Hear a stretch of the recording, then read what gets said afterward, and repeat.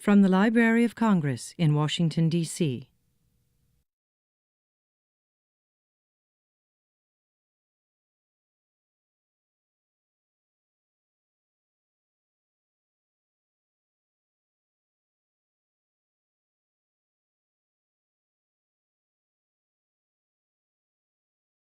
Well, good evening, everyone. Good evening, everyone. Good to see you. I'm John Cole. I'm the director of the Center for the Book in the Library of Congress. And to get us started, before more explanations or directions about the wonderful evening we're about to have, I would like to present Roberta Schaefer. And Roberta is our Associate Librarian for Library Services, and she will give you your official welcome. Roberta Schaefer, let's give her a hand.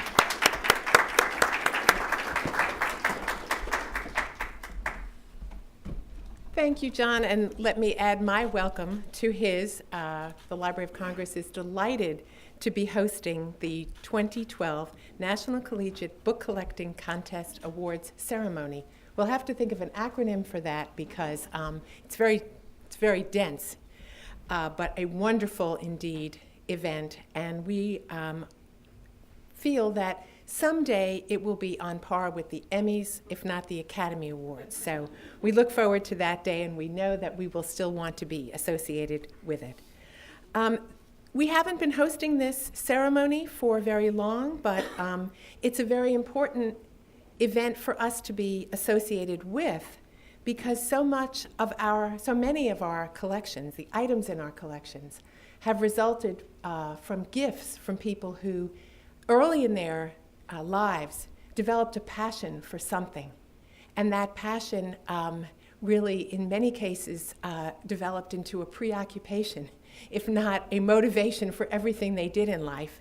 And then they decided that they couldn't handle either the volume of material or something, and they thought, where could we put our collections, knowing that they would be very, very well maintained, and even more importantly, that they would be used. And so the Library of Congress then, over the course of its many years, has received many, many collections from people who collected books and other materials. And we encourage you to come and take advantage of these fine collections when you're ready to. Like so many events today, like so many things that happen today, this event and this ceremony is not the result of a single entity.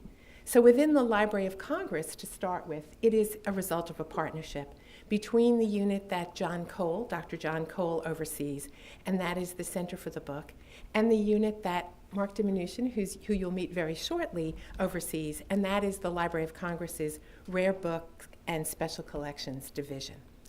There also are two national organizations that have been involved very heavily in this program, the Antiquarian Booksellers Association of America and the Fellowship of American Bibliographic Societies.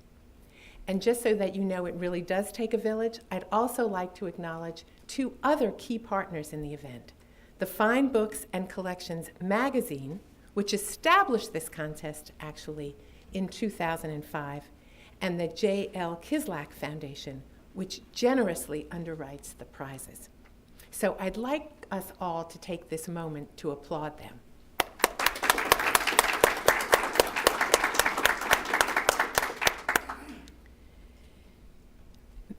I think the other reason that many of us are here today, both from the Library of Congress and not necessarily formally affiliated, but to celebrate book collecting, is because for many of us, book collecting, or the idea of loving books and an area of book collecting, has been such an important aspect of our lives. So even if we're not formally collecting, we admire books and the collections of books because they tell us something about the person and their focus on a subject matter.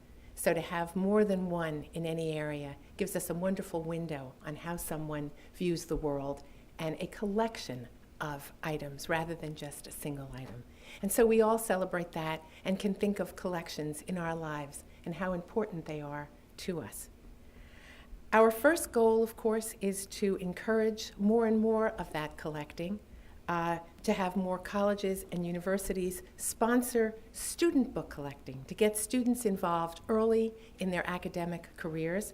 And so we are really here tonight to ask those of you who are in the academic community to help us and join the endeavor, join the partners who I've mentioned earlier, and other partners who help inspire the love of books and the love of reading. So to get started, and without further ado, I'm going to turn the program back over to John Cole, and I thank you again for being with us this evening. Such a good thing to celebrate.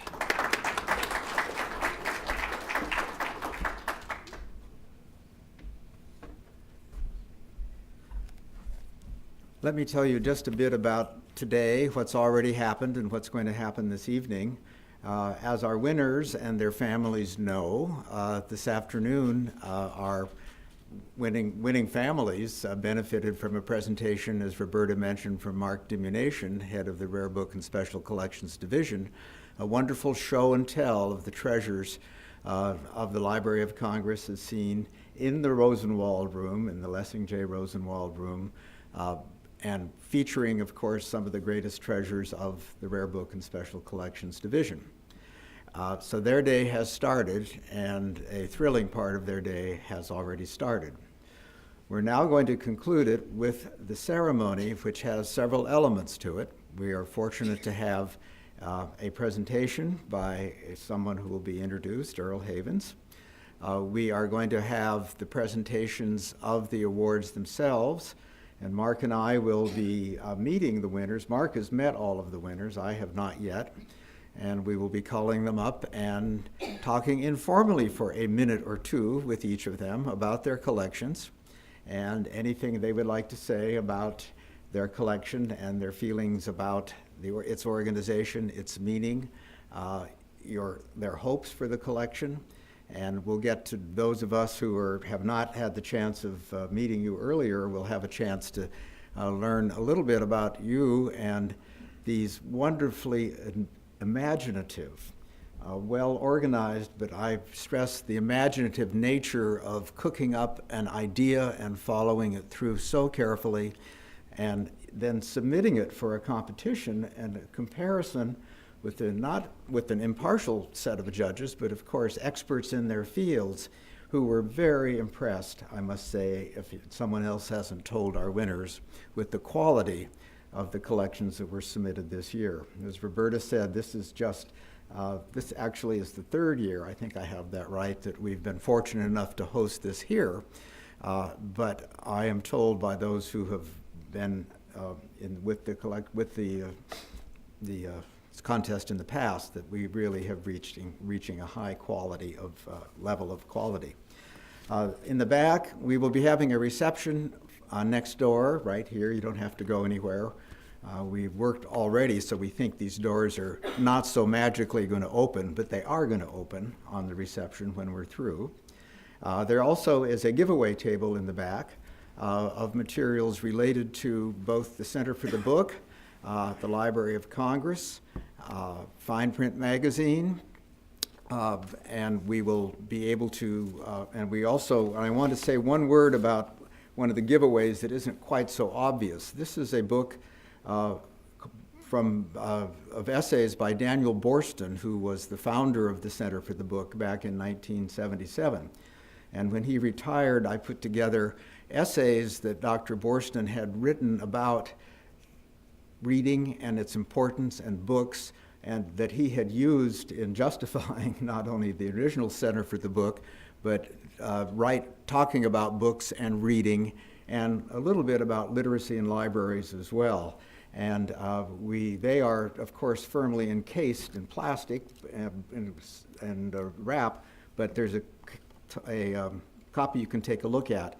And our gift to you and your gift to us is not to have any of these books left. So there are plastic bags, and I hope that you will help yourselves, and you'll learn a little bit about the Library of Congress and our programming, and especially our efforts to promote and stimulate public interest in books and reading, and to encourage the study of books, reading, literacy, and libraries. Now, to get us started, I would like to introduce Leslie Overstreet, who is from the Smithsonian. Leslie is the curator of natural history rare books in the Smithsonian Smithsonian Institution Libraries. Leslie has been at SIL since 1980 and had a variety of different jobs, resulting in her appointment now as the curator of natural history rare books. Leslie also is the former chair of the Washington Rare Book Group, and in that capacity she was on the board of FABS. And by now, all of you know that FABS definitely is the Fellowship of American Bibliographic Societies, one of our co-sponsors. And Leslie is the personal representative of FABS as well as of these other organizations, and she will introduce our speaker. Let's give Leslie a hand. Leslie?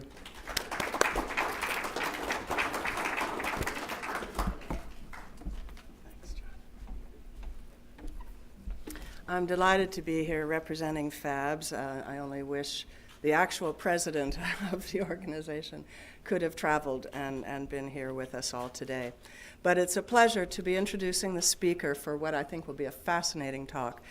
Earl Havens is the William Kurlmeyer Curator of Rare Books and Manuscripts at the Sheridan Libraries of Johns Hopkins University, where he also holds a faculty appointment as Adjunct Assistant Professor in the Department of History.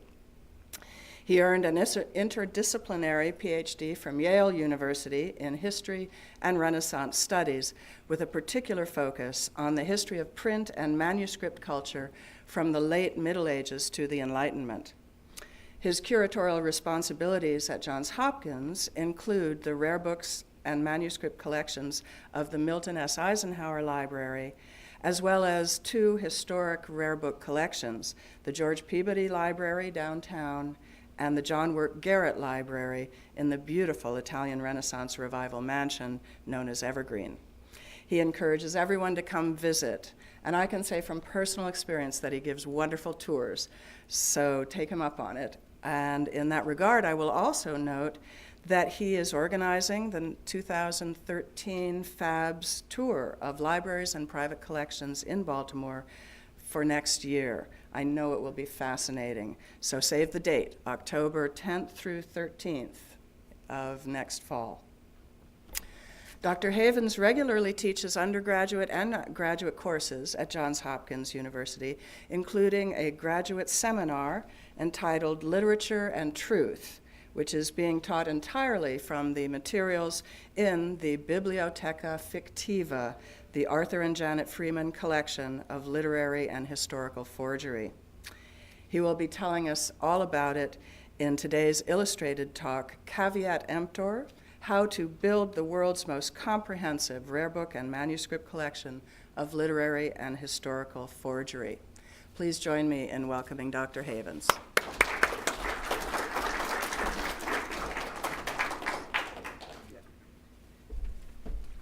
Hello there.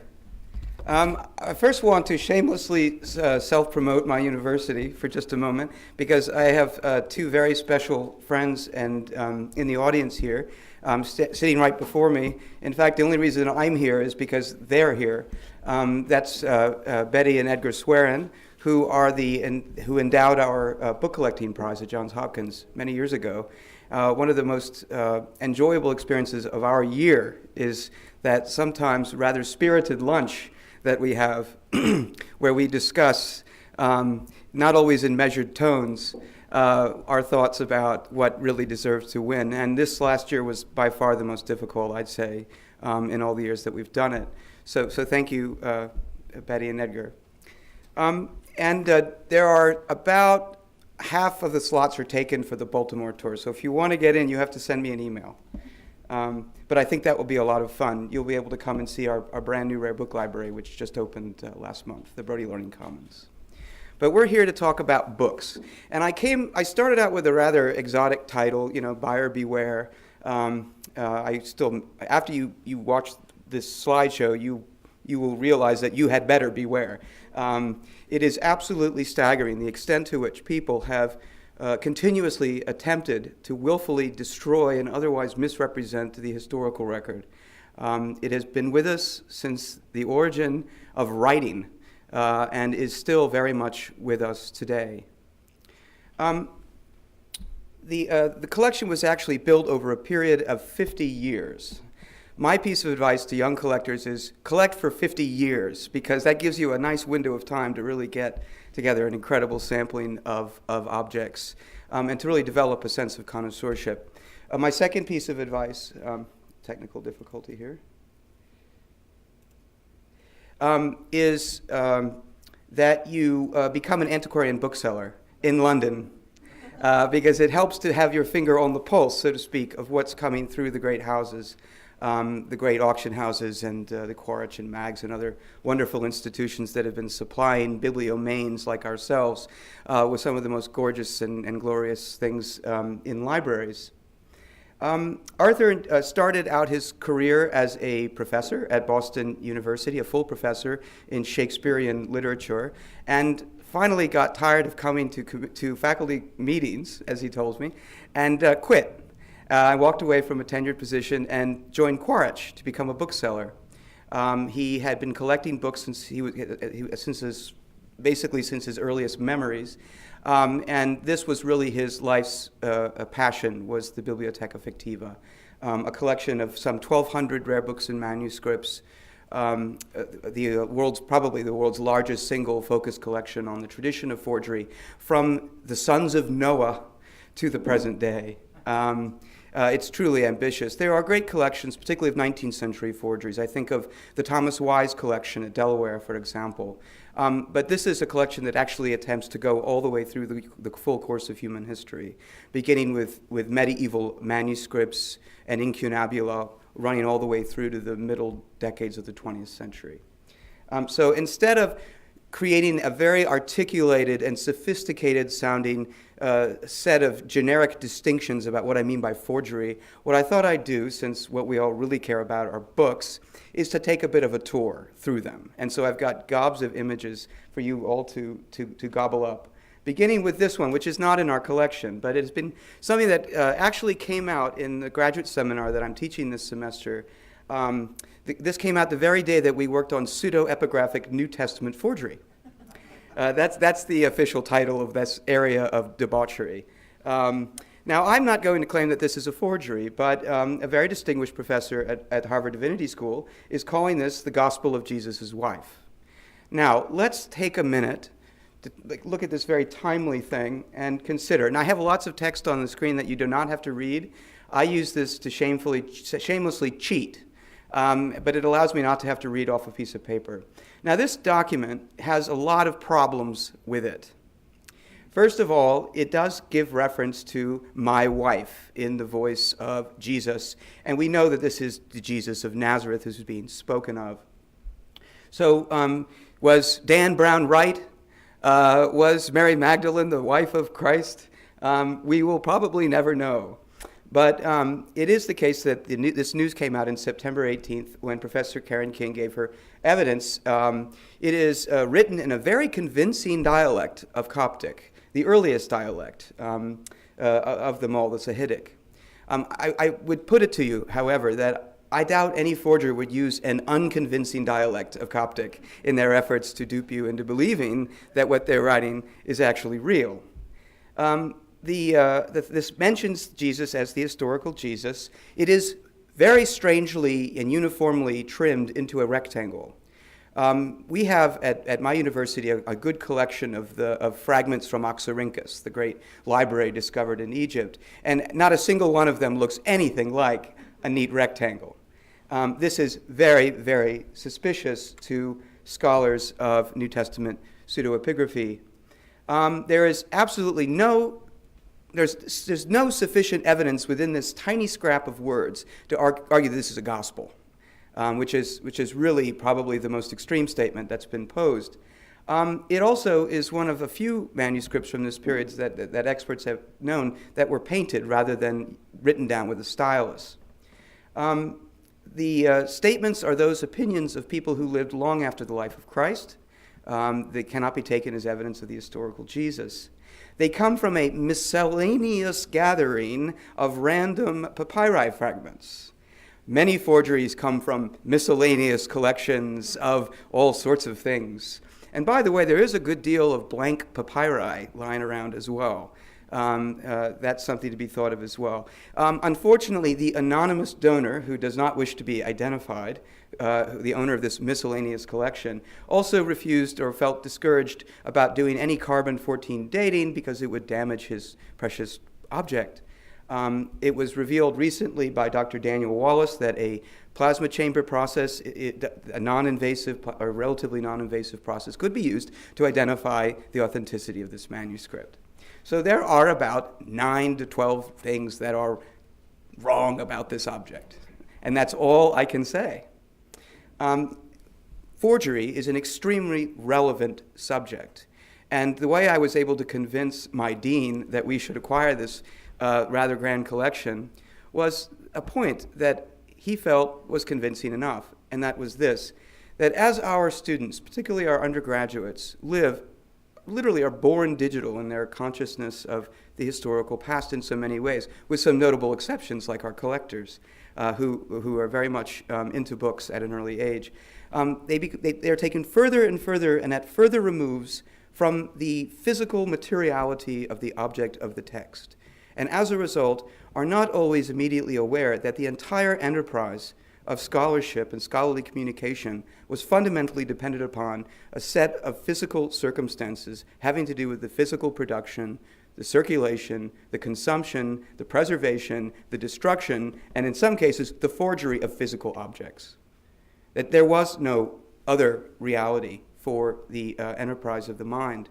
And as a result, because that becomes so heavily inscribed with the history of its use and abuse, the history of its interpretation, imitation, censorship, and the list goes on, it's doubly important for us to remind younger students of this fact. And what better way to do than to put a William Shakespeare's own personal copy of a popish plot pamphlet from the first decade of the 17th century, which we will see. It makes an impression. That is Arthur, surrounded by all the books that are now in Baltimore. I just thought, just to give you a sense of context. He has for a very long time been the sort of person that you go see when you go to London and you're interested in books. A wonderful colleague, and his wife Janet, who very much worked with him on this collection. I thought what I'd do is break this up into 2 bits. First, let's look at what I call the crown jewels. I call them epic forgeries, and they really are tremendous. The 2 most important manuscripts I'll probably mention first. The first is the unique manuscript copy of 1565 of the Anglo-Saxon laws of King Ina, a pretty impressive transcription and translation of the Anglo-Saxon for a manuscript that, like many of these things, no longer exists. Cotton's library burnt up, and with it many of these treasures. This is a 8th century medieval king. And anyone who knows the common law tradition, the more ancient the law is, the more authoritative that law could be in the tradition of the common law. This was executed by Lawrence Knoll and William Lambert and could have been produced specifically to influence legislation going through Parliament having to do with protectionist efforts to block the Dutch and Flemish from buying cheap wool from England, finishing it, and returning it at a high premium to the marketplaces in London. And you see this in the 3 chapters at the very end that happen to appear cut out of whole cloth. A restriction against merchant strangers remaining in the ports for more than a short period of time. Of coins, weights, and measures, prescribing a uniform currency for all of Britain. And finally, of horses, armor, and wool. Tacked onto that triumvirate, a very important point about forbidding the export of horse harness and wool before it is woven and wrought in England. Now, while this did not end up having the effect that one might have imagined, it is one of the most brazen attempts to truly invent medieval history in the Elizabethan age. Here you can see the facing page additions to the manuscript. The second most interesting one is this lost ancient Byzantine treatise on painting. Yes, we now have the only surviving ancient Byzantine manuscript on painting, which is an important subject for that great period of artistic tradition. This, of course, is produced by Constantinus Simonides, the notorious 19th century Greek forger, who sold this and several other rare fragments of Hesiod to the great collector, Sir Thomas Phillips, arguably the greatest manuscripts collector in the world, who was totally duped by this object, which was certainly written in the 19th century during Simonides' life. It was recently acquired by us precisely because it is the most valuable object in the collection, it being the only surviving ancient treatise of Byzantine painting, that we were able to acquire it with the help of the Bernard Breslauer Foundation, which supports the acquisition of individual rare books and manuscripts for research libraries and institutions. It's a nice little thing to have. I showed it to one of my students from the classics department, and he stopped breathing. We have real medieval forgeries, what Arthur calls monkish forgeries. When the bishop died, and sometimes you wished you had more privileges than your charter actually gave you, before the next bishop arrives, you might actually backdate a new charter, which grants you a heck of a lot more property, which is precisely what happened here in this 1189, though dated 1158, charter, which was widely accepted as real until it was demolished by Delisle in 1906. It also is the only surviving signed manual of Thomas à Becket in his period as Chancellor of England. So if you want to come see the only surviving Thomas à Becket autograph, come to Baltimore, Maryland, because that's where it lives. Unfortunately, it's not real. Another great, and one thing to know about forgers is that they specialized, which is a very wise thing to do. Not that I want to advise anyone here to be a forger. But one of them was Curiellis, who specialized in early Protestant reformers, in particular Martin Luther. And to this day, there are manuscripts in libraries all over the world that are accepted as authentic that probably are not real, or could very well be not real, because he was such an incredibly talented forger. Here, lo and behold, an unknown, unpublished manuscript poem on the Lord's Prayer, written at Wittenberg by none other than the great father of the Reformation, Martin Luther.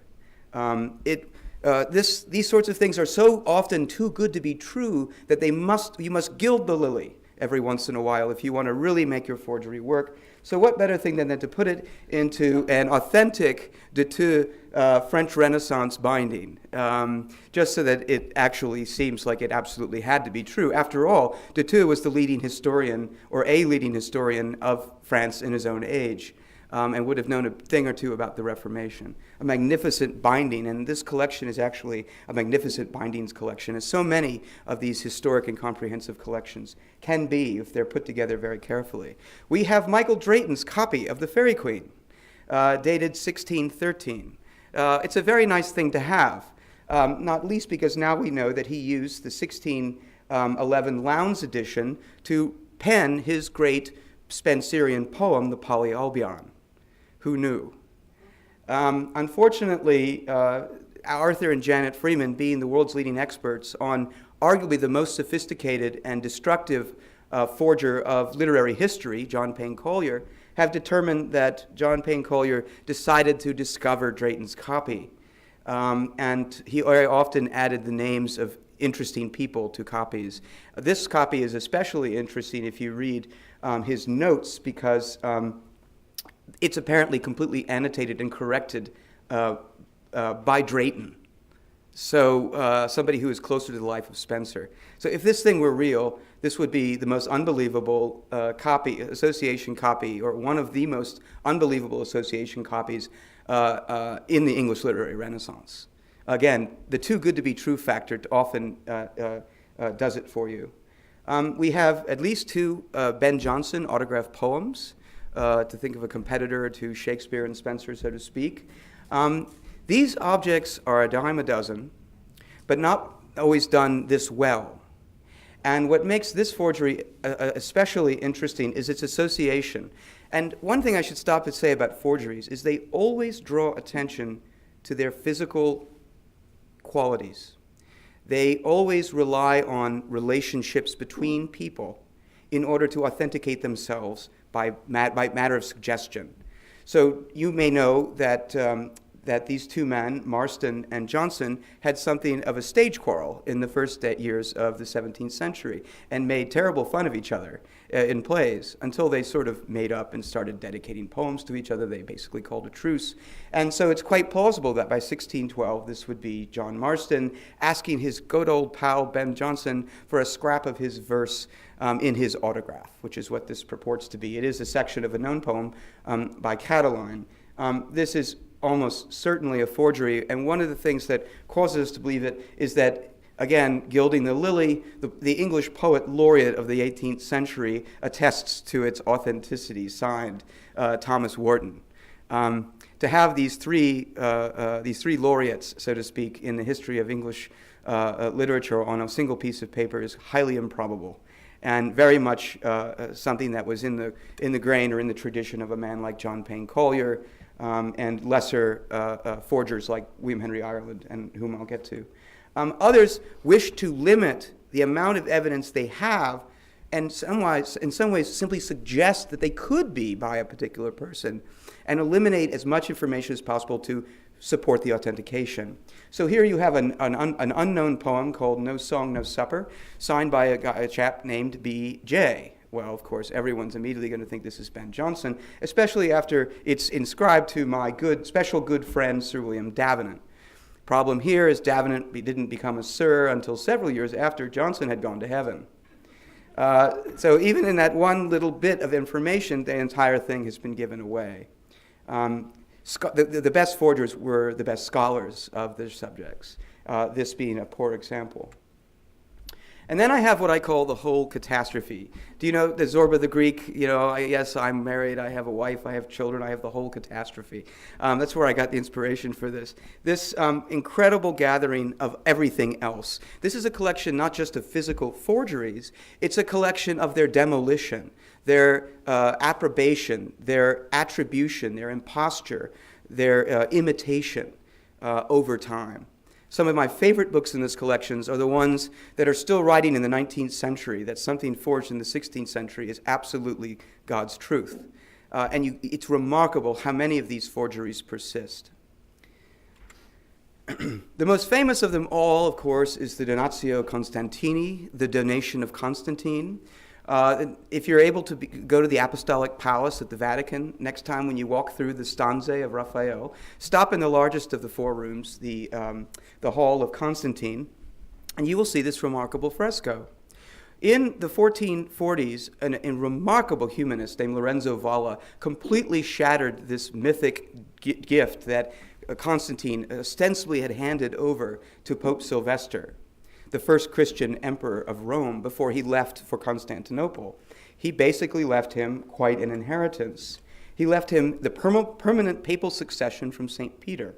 He also gave him primacy over the four patriarchs of the Eastern Church of Constantinople, Antioch, Alexandria, and Jerusalem, and all of the bishops and cardinals of the Roman Church.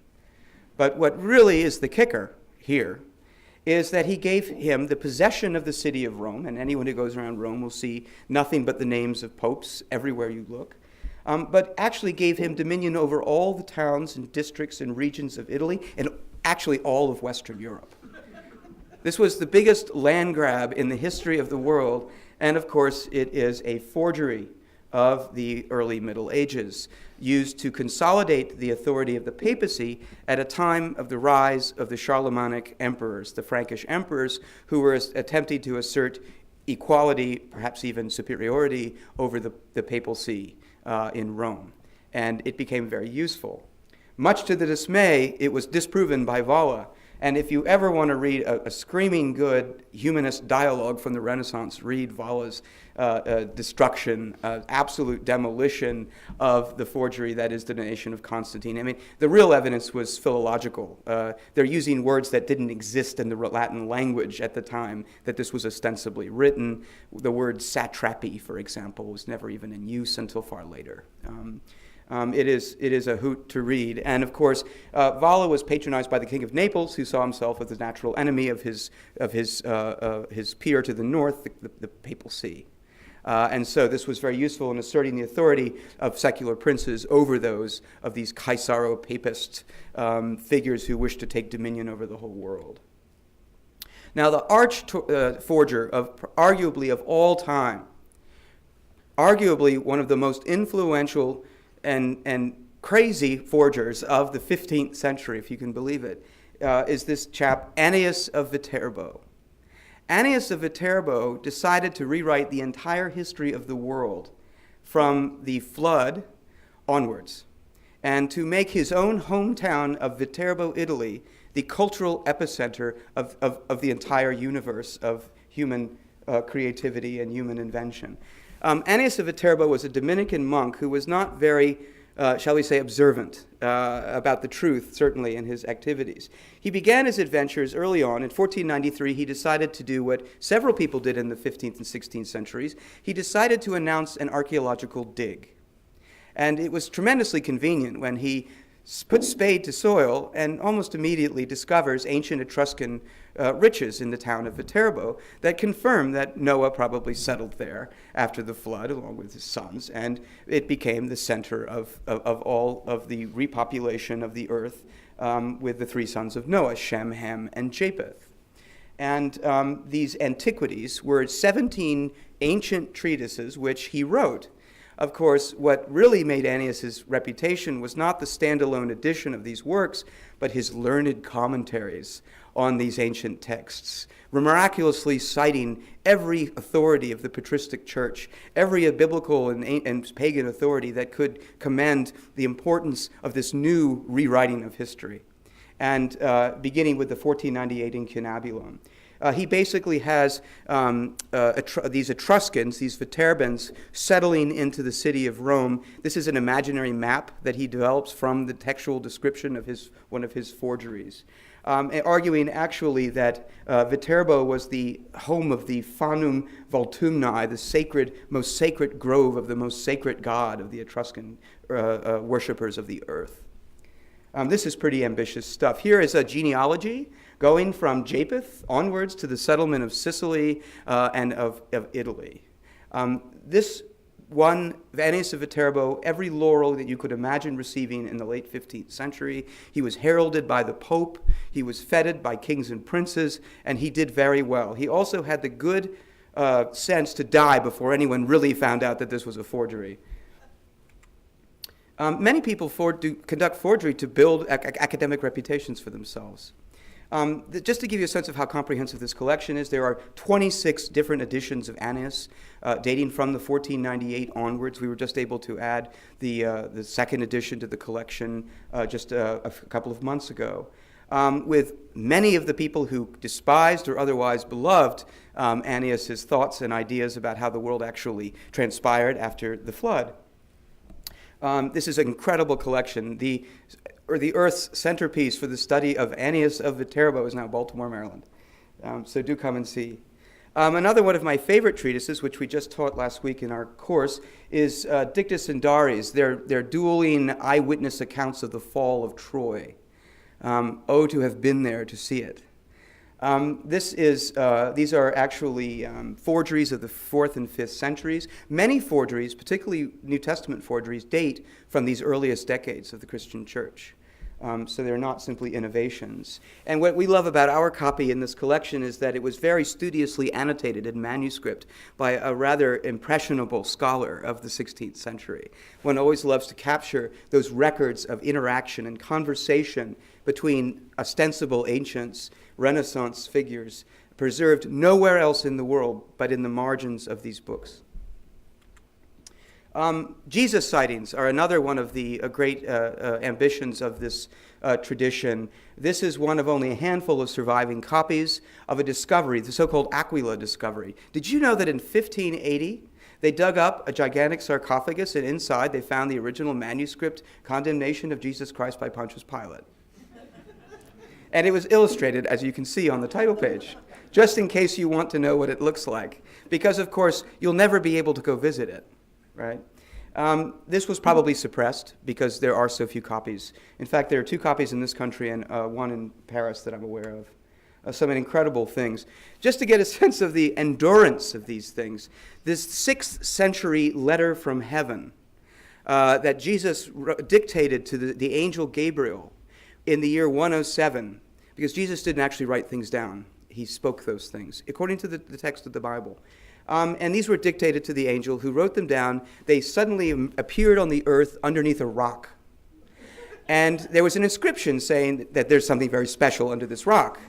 And all of these different people, according to this letter, and other texts within this that get attached to it, like Publius Lentulus' description of the visage of Jesus, and King Abdar of Edessa's correspondence with Jesus Christ just before his crucifixion, nobody was able to pick up the rock until a truly innocent 6-year-old boy, of course, lifts up the rock and finds this remarkable letter written from heaven by Jesus. One of the principal things that he does is he decides to make the Sabbath a Sunday, which is a very controversial thing that one is not surprised to hear about in the period of the early church. This is actually an 18th century English broadside of this 6th century forgery, illustrated with an image that is apparently based on the original first portrait of Jesus that was given to the librarian of King Abgar of Edessa when he visited Jesus Christ. And the Endmilion, I think it is, of Abgar of Edessa. This is truly the first chain letter. If you read the text, these texts, again, draw attention to their own physicality, and they defend themselves. He that hath a copy of this my own letter, written with my own hand and spoken with my own mouth, and keep it without publishing it to others, shall not prosper. But he that publisheth it to others shall be blessed of me. Whosoever shall have a copy of this letter, written with my own hand, and keep it in their houses, nothing shall hurt them. Neither lightning, pestilence, nor thunder shall do them any hurt. This is literally a chain letter that wishes to protect and preserve itself and its own physical instantiation in the historical past. It becomes a talisman of divine protection. Now, does anyone ever wondered why, when you go to many Christian churches in the world, that Jesus often looks the same? Well, he always looks the same because of a forgery of the ancient world, the so-called Lentulus epistle to the Senate of Rome, in which he describes what Jesus looked like. There appeared in these our days a man of great virtue called Jesus Christ, a man of stature, somewhat tall and comely, with a reverend countenance, such as the beholders may both fear and love. His hair is the color of chestnut, full ripe, and his plain almost down to his ears, but from then downwards it is somewhat curled, waving about his shoulders, his face without either wrinkle or spot, beautified with a comely red face. His beard is thick, the color of the hair of his head, his eyes gray, clear and quick, and this was very disappointing for me when I read this, never seen by any to laugh. This is clearly the source. Here, by the way, is an 18th century French manuscript translation of that forgery. Again, people are still reading and circulating this. But of course, this is the source of the conventional images that we are so familiar with when we think about images of Jesus. As you can see, I could go on and on about this, and I haven't even gotten out of the ancient world yet. So I'll just do one or two others, and then we can go on to prizes. There's Champierre's group of apocryphal letters written by St. Anthony, the Virgin Mary, and Jesus Christ in a beautiful hand-colored early 16th century edition. Here is the discovery of the semi-mythical ancient archdruid prince Chindonax, one of the great Dijon druids, with an inscription above his resting place. In this tomb, in the sacred copse of the god Mithras, is contained the body of the great priest Chindonax. And if you go through the text, you can read the inscriptions on the various elements of his tomb. Made-up Swedish sagas. When you run out of sagas to write scholarly articles about, why not make one up for yourself? Here is a woodblock facsimile of such a saga. And then finally, I'll just end with travel lyres. This is a wonderful genre of the tradition. Everyone here has probably heard of Sir John Mandeville, his travels.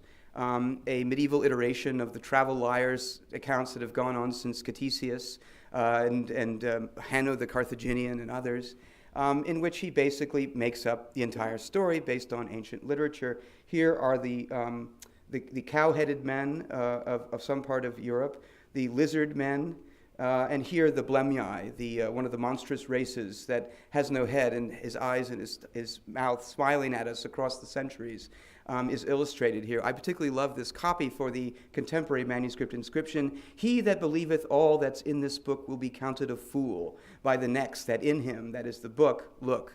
Later, this is from the later 17th or the 18th century. As you can see, it's endless in its endless variety, in its interdisciplinarity, and it's in its fascination. And so if any of you decide to come on the Fabs tour, you'll get a first-hand introduction to this. But do take this seriously. This is a fascinating component of the history of collecting that actually is not very often acknowledged and certainly not as explored in the depth that it is in this collection. So thank you for the opportunity to talk about that.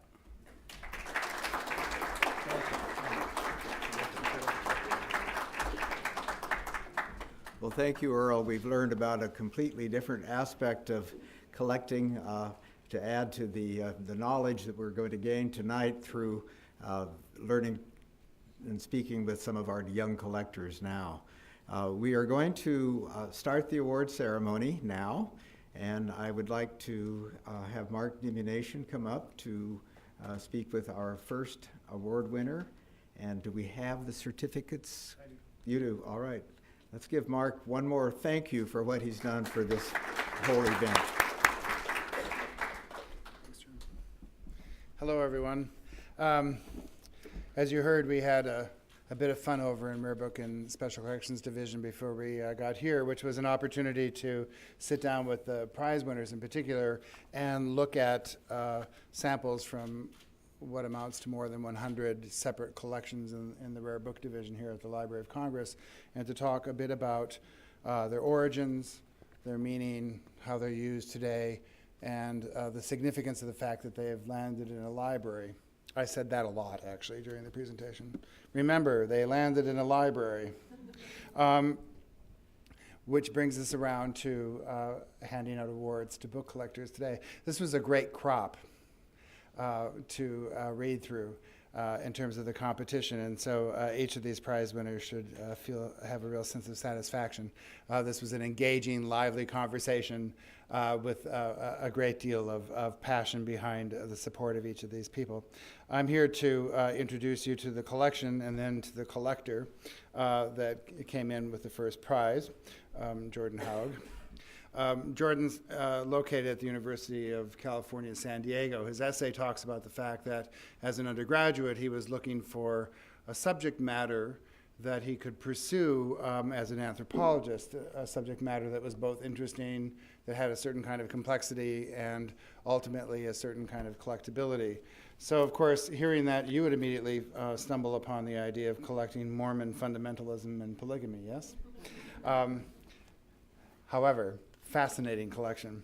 This is a collection that takes us, first I must say it's always charming to have an individual email you that he won't be available this summer because he's going to be in New Guinea, only to then come back and talk about his moments of infiltrating the Apostolic United Brotherhood, which is a fundamentalist Mormon group that still practices polygamy. This young man has now a graduate student in anthropology, at the University of California, San Diego. This collection is complicated. It's completely fascinating because what Jordan has done is stumbled upon a literature that's restricted in many ways to the believers and guarded by the believers in some cases. And I'm not exaggerating when I said there's an instance in which, in his essay, he talks about the fact that he's been allowed to observe and enter into the circle of this brotherhood, this brethren, apostolic brethren, United Brethren, and discussing their practices.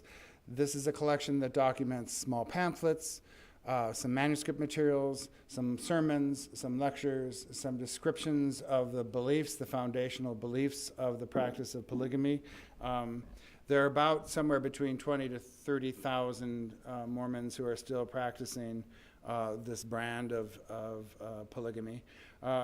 It's the nature of the collection itself that most interested us, and the reason we're looking at a award winner is because this is very smartly organized around the nature of the materials, and then an ever widening set of circle of influence that this collection begins to reach out to. So that it's not only the history of polygamy, but it's also the very specialized practice in very guarded communities, the response to this, and most importantly, this intrepid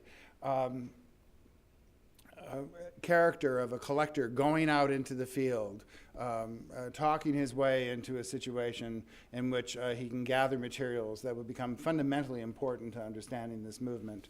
But most especially, before I bring him up here to correct everything I've just said about his collection, I just wanted to read an excerpt from an addenda to his collection, an addenda that convinced us that we were on the right track. This was written after you had won the San Diego Prize, yes, and before this came to us, in which he had managed to find a massive new material, which also launched him into another larger list of desiderata, which spoke to collector, to all of us. I've discovered a few more pieces, which has even further expanded even more books that I want to acquire. This man has definitely the collector's bug. But I just want to quote from his essay. We won't hold you to it necessarily at the Library of Congress, but I would like to. Someday, after I no longer have need of this collection as a researcher, I hope to donate it to a library or historical society that will be able to appreciate the unique contribution it can make in aiding historians and social scientists, which I think is a very worthy gesture, don't you? Why don't we congratulate this young man, bring him up here, and let's have him talk a little bit about his collection before we give him his award.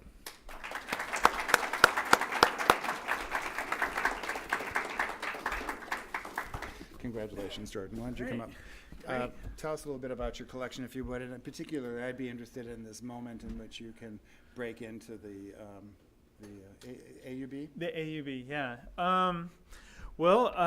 My wife was a conservation biologist and doing some field work in the middle of Utah, and I was living in a tent with her, having nothing to do, and I started hanging out with these people on dirt bikes and stuff, and found out they were polygamists, and started going to church with them because I had nothing else to do, and I really began to like them a lot, and they liked me almost a little more, and they wanted me to become a polygamist, and so they started just throwing pamphlets at me.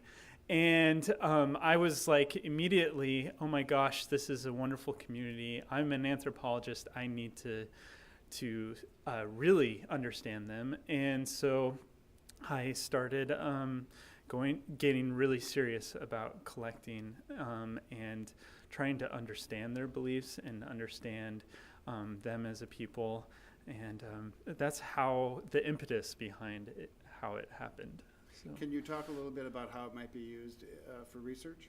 Yeah. I have some items that are impossible to get unless you are actually going to services with them. So I have some items that are, in particular, journals and sermons that are protected. Also revelations that people receive from anyone from Warren Jeffs to even just like fathers who write revelations about their children. So it provides institutional history for those movements, but also kind of histories for everyday life of a lot of the polygamists. So, and finally, it's been a while since you submitted this application already. Yeah. Can you talk a little bit about what's happened to the collection since you submitted that? Yeah, well, I've been in Papua New Guinea for most of it, but I got it. It's not a very rare book, but one that I'm very proud of. Is a new book by Brigham Young that just came out about Brigham Young by John Taylor from Harvard University Press. And I had him sign the copy, and I actually also sent it to some friends in the fundamentalist community that I knew. And I had them write a personal reflection about the book after reading it. And one of them wrote to me in the book. He says, "Now I know that Brigham Young is as much of a what does he say? As much of a damned saint and liar as I am." So he was telling it as a joke, but it's a great one. So it's a collection of saints and liars, and a worthy first prize winner. Why don't you give him a hand? We're going to ask Dr. Kislak to come up if she would present the award. We're going to do it on this side. Just stay there for a second. Come on up. Here you go. Congratulations. Come forward for me a little bit. I just want to have you right here in the corner. Come all the way forward. Right there. Perfect. Thank you. Great. Great job. Thank you.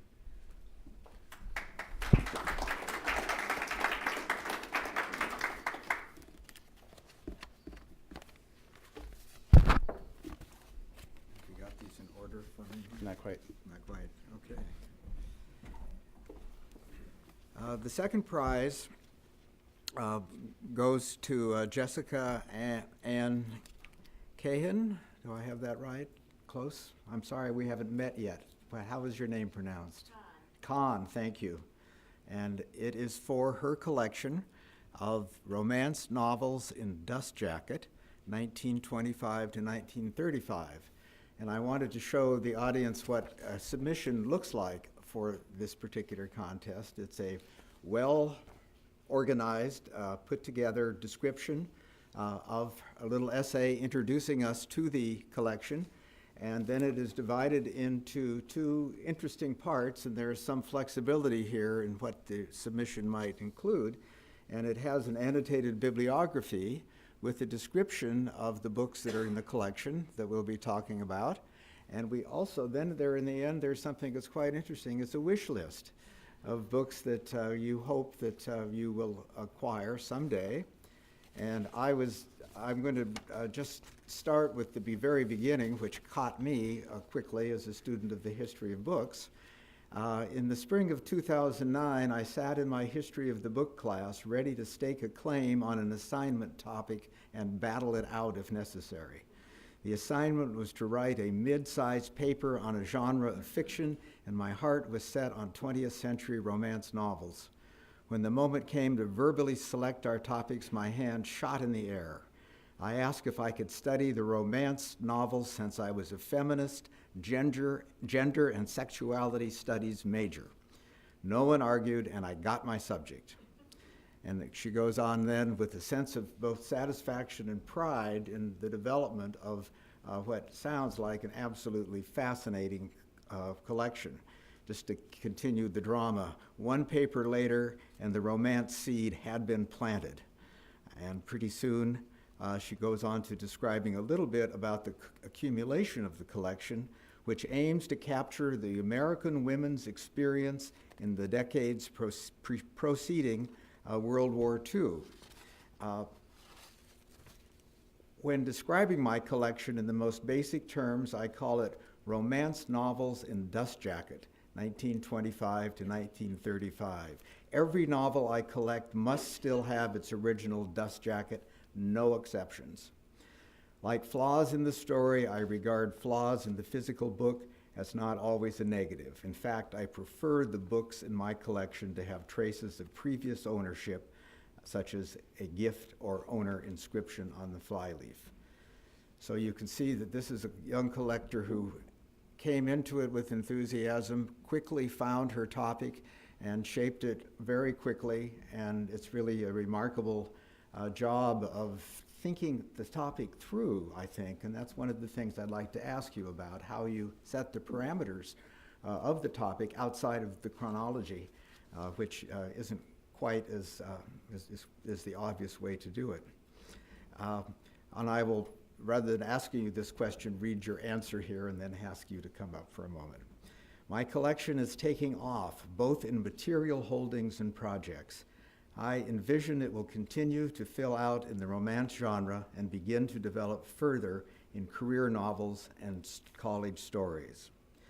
For now, I continue to live my life and build my collection one day at a time. I read my books one at a time, and the blog, which I'd like you to describe for everyone. And the blog is a slow but steady endeavor. I consider book collecting my favorite hobby and feel great pride about my brightly colored collection. Will you join me in applauding our second place winner and asking her to come to the stage to answer a few questions? Thank you very much.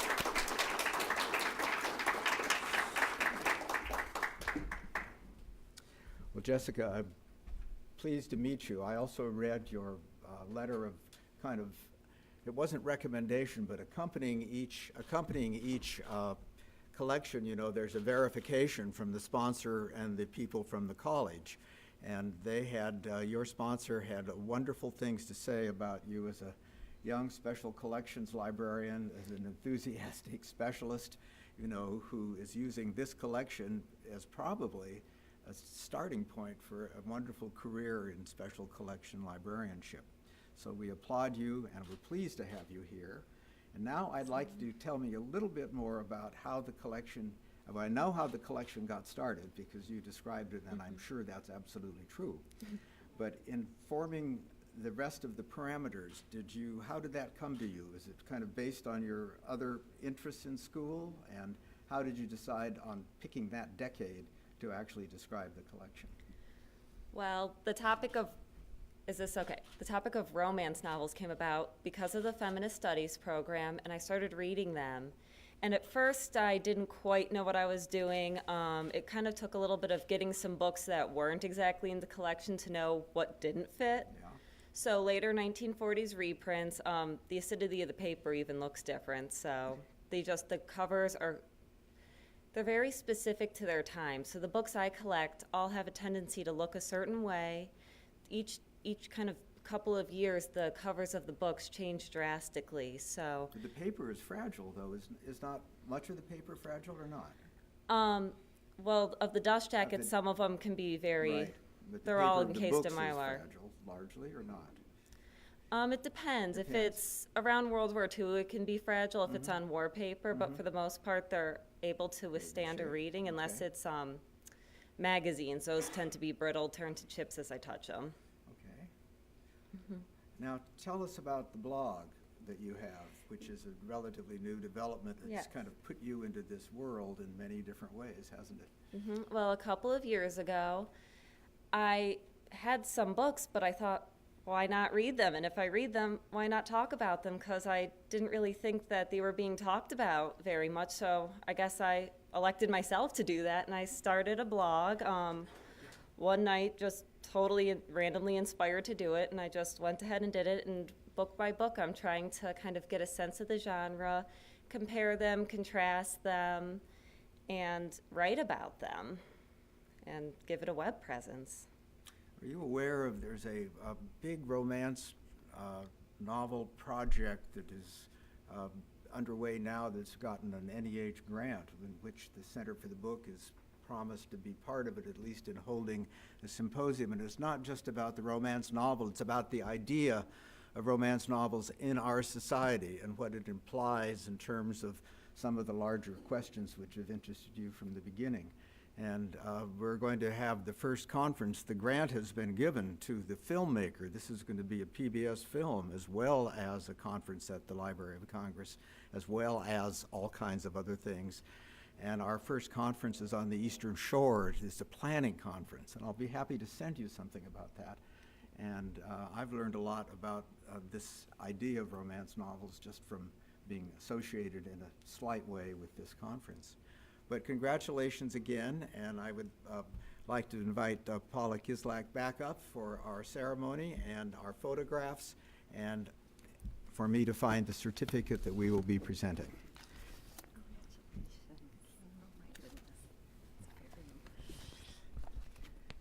And it's Jessica, it's Khan, right? Thank you. Yes, All I can right. stay silent, it's fine. No, that's all right. Great, let's move up here. And Paula, let's have one with. Yeah, that's great. And right here. Hold on. Yeah, thank you. Right, great. This is for you. Thank you so much. Congratulations.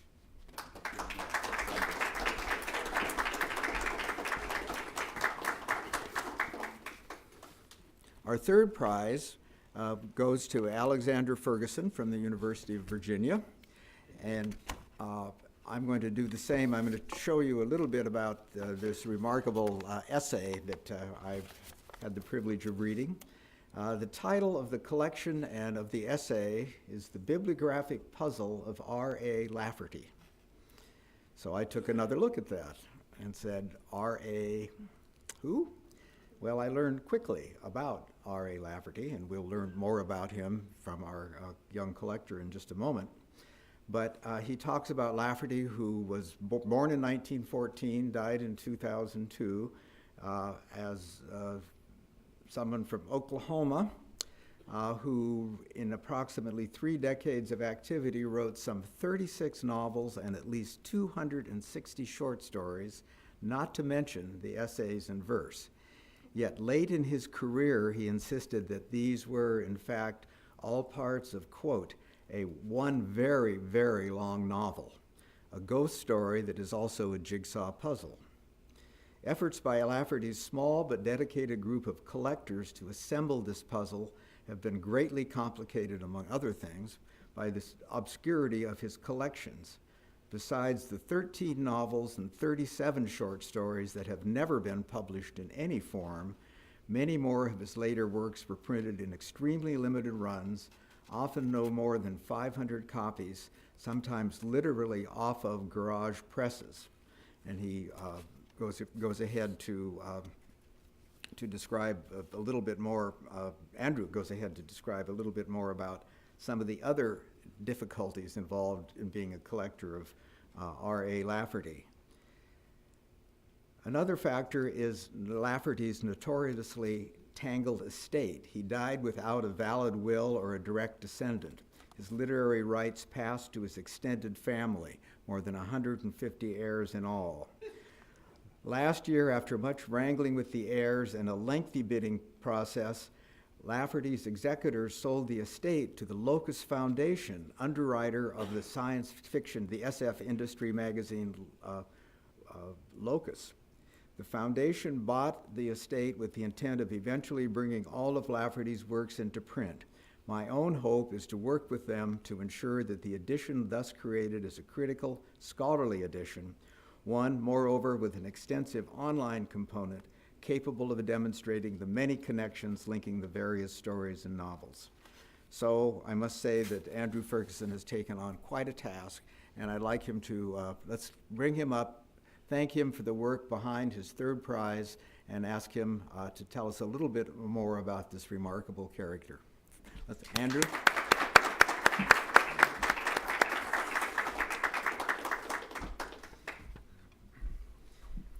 Please go ahead and fill in a little bit of what I left off and talk a little bit about your joy in collecting. I found that to be quite interesting, how you found yourself as part of a new group in many ways. Sure.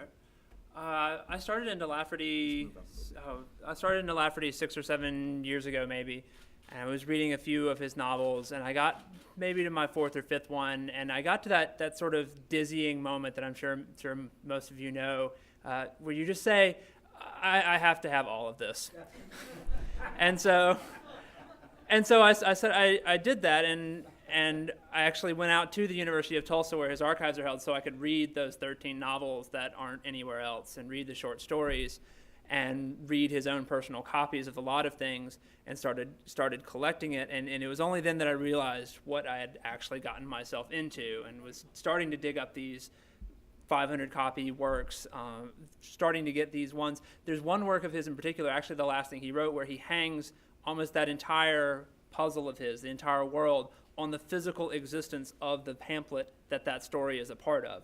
And that exists in I know of maybe 8 copies of that around the world. So it's a very tenuous thread that it hangs on, but interesting nonetheless. And you now have cultivated, or you know other Lafferty collectors, or how do you handle that aspect of this competition? As I've been collecting, I've gotten in touch with Lafferty fans throughout the world. He's the sort of author who gets fans from all over the place. His readers find him, usually. So I'm in touch with Lafferty fans in France and Holland in South Africa, in Argentina, and a huge coterie of them in Japan especially. I was actually able to Skype into a celebration of 20 years of Lafferty translated into Japanese, and I didn't understand most of it, but they said hi to me, and I said hi back, and it was a good time. And what I realized in the process is this seems like a very solitary pursuit, being in the libraries and searching the archives, and it is that in a way, but it's also about collecting people as much as it is collecting books and getting the connections that make this a wider and more joyous world. Well, thank you and congratulations. And at the reception, you'll know that you have a Lafferty expert that you can ask questions about and on almost any question. Paula, can you come up? Let's give Andrew a hand, and let me get your certificate here.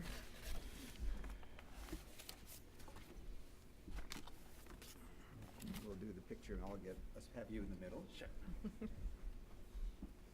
Okay. 1, 2. Okay, congratulations. Thank you very much. Thanks again. Thank you very much. And Mark will present the final award. Mark?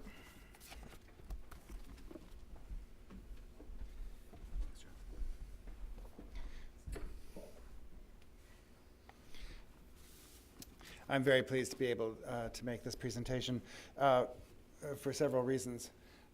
First off, in the long discussion through the candidates, the one thing that was unanimous and very quickly decided was the essay prize, which went to Kevin Roberts from the English department at Johns Hopkins University. Collectors write about their collecting activities in a variety of ways. You've heard some quotations about passion and industry and adventure, but there was something completely captivating about Kevin's essay that made this the clear winner. It's an essay which happens to deal with a collection about sex in American publishing, 1924 to 1970, called Cheap Thrills is the title of the essay. I was immediately interested for a couple of reasons, not what you're thinking. The first is that my previous position before the Library of Congress was at Cornell University, which was home to a very famous and rather large human sexuality collection.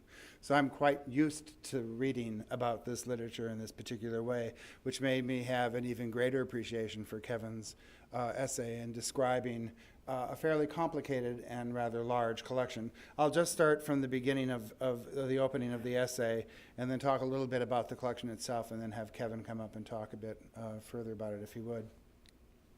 The essay opens as such: "Sex is certainly too capacious a subject to chart with any accuracy.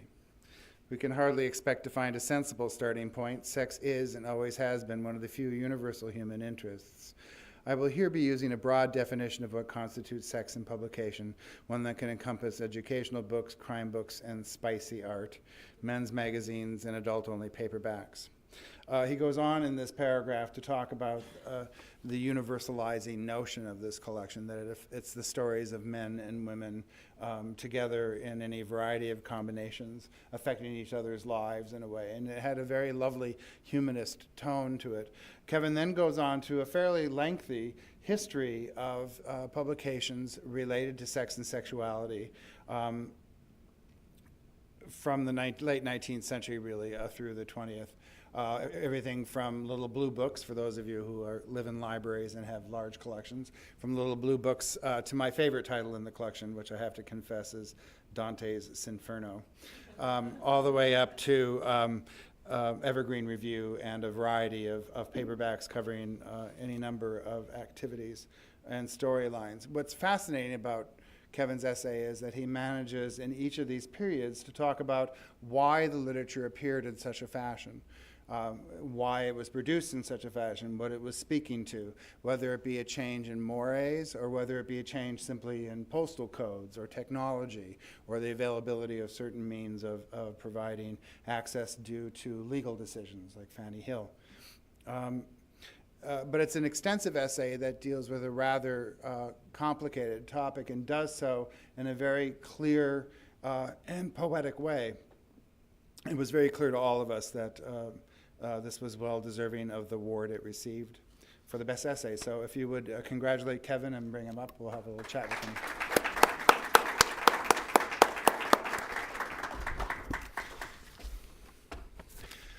Congratulations. Thank you. So your essay, if I remember correctly, says that you started with an interest in Grove books. Is that right?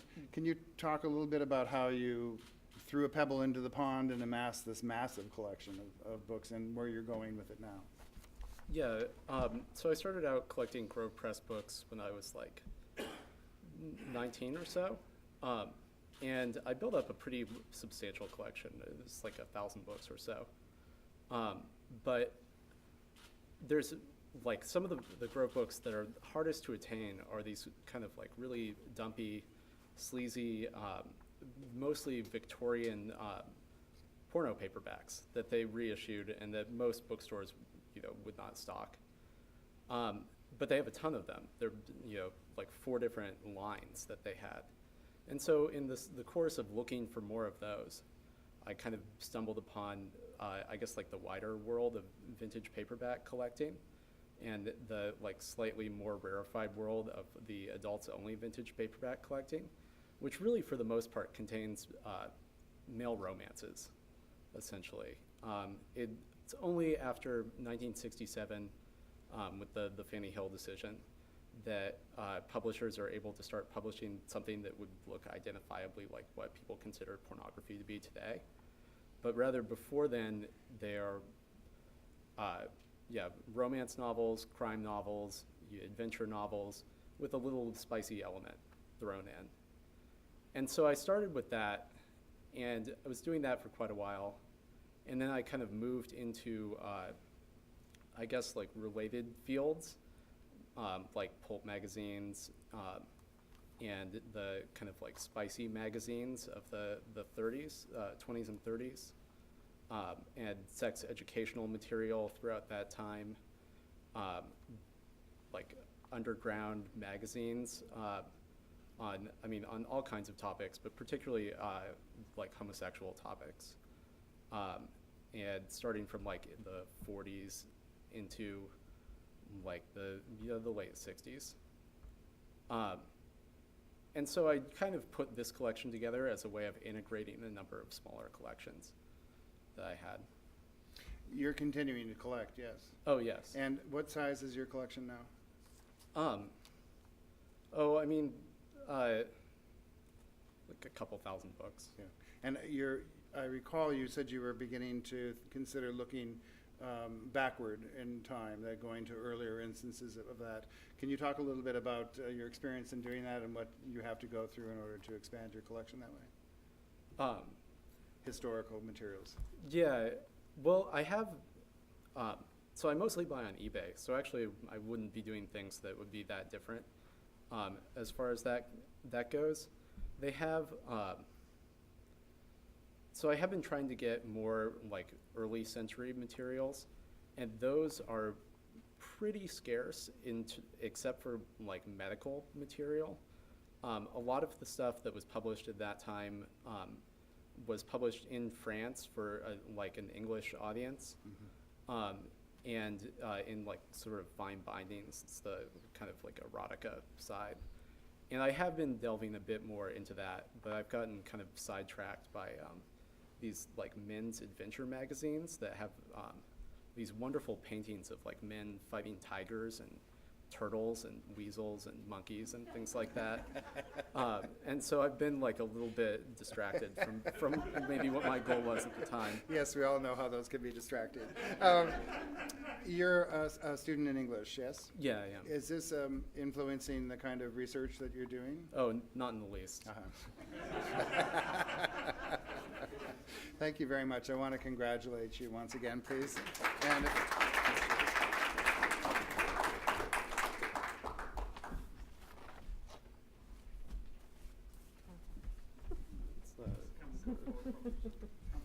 Oh.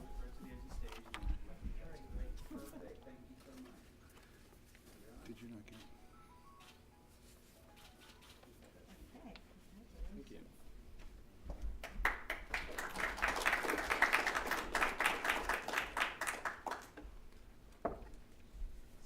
Thank you all. That is our show. Please join us for the reception and pick up those free copies of the Republic of Letters and fine books and collections. And we will see you next door. And one more round of applause for the students, the winners, and the participants. This has been a presentation of the Library of Congress. Visit us at loc.gov.